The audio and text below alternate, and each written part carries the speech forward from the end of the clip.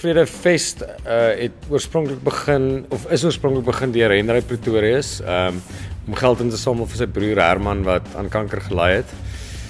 Ek kan nie presies onthou wat se jaar nie, maar hy het 'n paar festivals gegooi omdat Herman het nie ordentlike mediese versekering gehad nie en so daar's feeste gegooi om vir hom sy mediese bills te cover en ek dink hy is ongelukkig toe oorlede in daai tyd en ek dink hy het toe die foundation en Vrede Fest maar aangehou om vir ander jong mense te help met jong mense met kanker te help.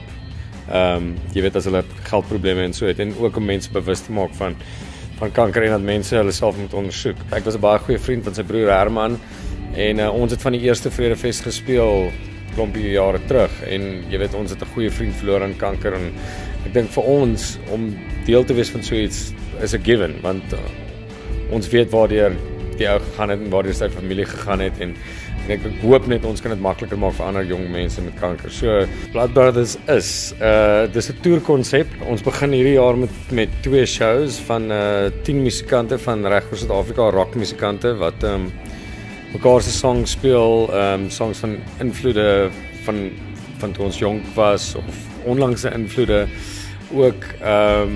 Dit bestaan uit my, Arno Karstens, Albert Frost, George van der Spy, Hunter Kennedy, Looney van Reenen, Rian Zietsman, Isaac van Shadow Club en Jason Hinch wat gespeel vir Black Cat Bones. Voel vir my nog steeds asof ek een mis, maar ek dink nie ek doen nie. Daar is 10 ouens, dis rockmusiek, dit gaan 'n groot produksie wees in groter teaters as wat mense gewoond is om ons bands te kyk. So ek hoop ons kan iets anders bring vir die party en ek dink hoe dit inskakel by die Vrede Fest en Vrede Foundation is 'n groot deel van die inkomste gaan vir Vrede Fest. Die lede van die groep het nie eintlik geweet wie gaan deel wees daarvan nie. Weet ek het gehoor die ouens van die Vrede Foundation, Rudy en Henry is besig om hierdie band mekaar te sit vir die show of die konsep is gebaseer op Kings of Chaos, wat al hier was.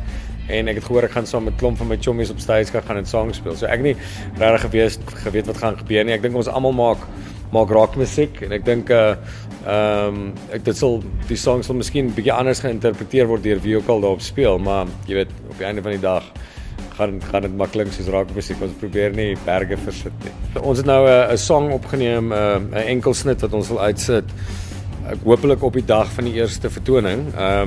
En om almal net bymekaar te kry vir dit was al klaar baie moeilik want Arno was in Londen, ek was in Amsterdam, Albert Frost was in Seychelles of iets so, almal het op verskillende plekke gespeel internasionaal en ons het almal bymekaar gekom en die song is ook klaar opgeneem op die oomblik, so ons wag nou net vir die mix daarvan.